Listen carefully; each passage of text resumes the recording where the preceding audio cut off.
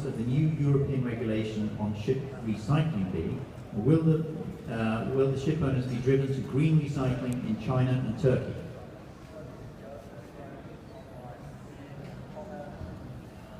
So, I have a quick go at this. This is very, very difficult, first of all, to answer, but there's no doubt that the impact is very, very substantial. There's been a lot of second guessing around whether the European regulatory authorities will loosen up, whether they will make dispensations to this. We hope that will not be the case. We hope that it will be very transparent and fair play, first of all.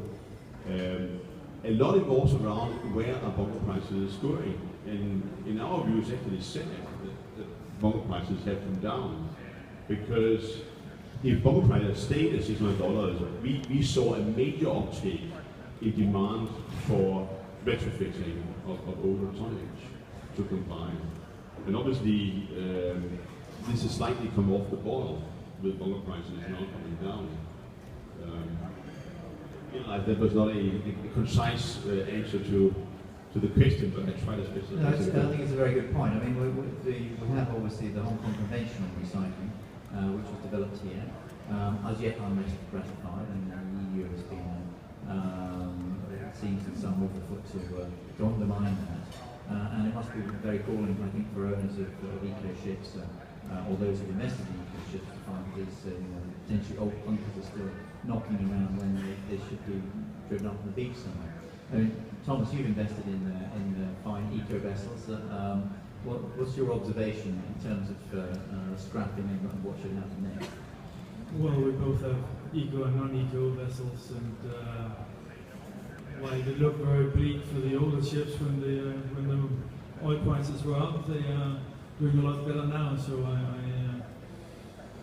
I don't want to make any predictions on that front, but I just wanted to address your original question that what people are going to do with their scrapping, and we are in a very sneaky industry where we have seen, which let them remain unnamed, but European liner companies selling their definitely scrap-worthy and ships that they wanted to scrap to independent owners for further trading, which basically gets them off the hook for the period of time they sell it, with a clause that the ships have to trade for a minimum of 6 months after they take them over, or they take them back on a short charter to ensure that they do trade for that interim period. But after that, they are not European owned anymore.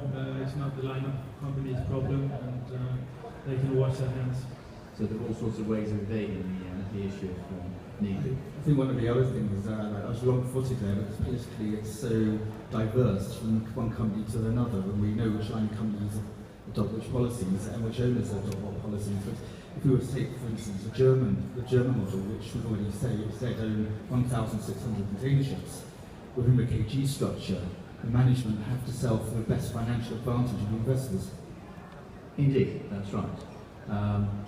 Robert? Yeah, if I can just, a few things. First of all, we are signatory to a number of global agreements on environment and sustainability, and I think these cradle-to-cradle passports that come out with new ships that also mandatorily dictate how they are scrapped. That's one of them. Number one is we continue to invest in retrofitting, even with today's low oil price. Not because it is a big winner financially, but because it's good for the environment.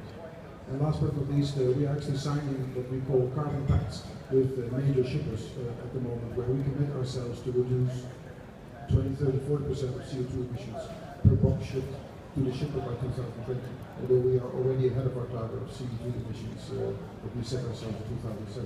So the agenda certainly continues, no matter whether oil is at $50 or at $150.